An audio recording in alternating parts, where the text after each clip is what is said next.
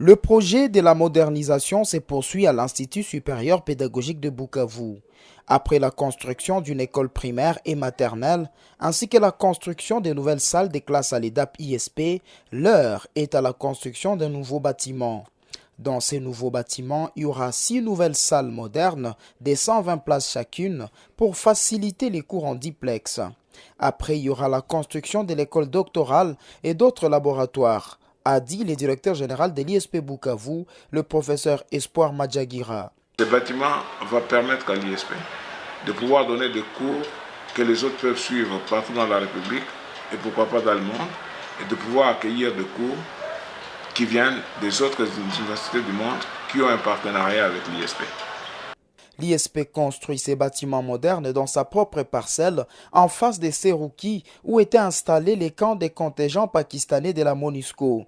Cette parcelle était en voie de spoliation par des personnes de mauvaise foi, mais grâce à la vigilance et à la détermination du comité de gestion dirigé par le professeur Espoir Madjagira, l'ISP a récupéré sa concession, qu'il met aujourd'hui en valeur, à la grande déception des spoliateurs. Tous les terrains de l'ISP sont connus depuis des siècles, qui appartiennent à l'ISP. Ce terrain appartient à l'ISP depuis qu'il a été acheté par le père Milani dans les années 70 et il appartient encore aujourd'hui à l'ISP.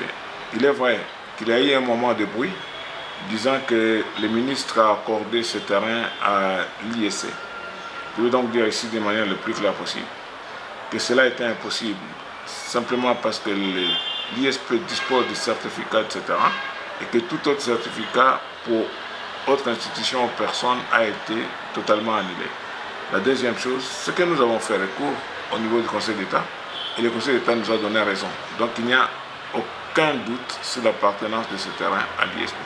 Les comités de gestion de l'ISP remercient ses partenaires, plus précisément le parent qui finance les travaux et le gouvernement provincial pour son implication, ainsi que la justice congolaise.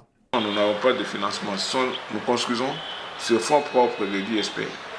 Évidemment, on peut recourir à quelques crédits à cas de nécessité, mais nous ne sommes pas financés. Signalons que depuis l'entrée en fonction du comité de gestion de l'ISP Bukavu, sous la conduite du professeur Espoir Madjagira, l'ISP a déjà construit 14 salles de classe à l'école d'application de cette institution, EDAP, ISP, 17 classes à l'école primaire, mais aussi la réhabilitation de l'ISP qui est en cours et la construction de nouvelles salles de l'ISP a renchéri le numéro 1 de l'ISP Bukavu.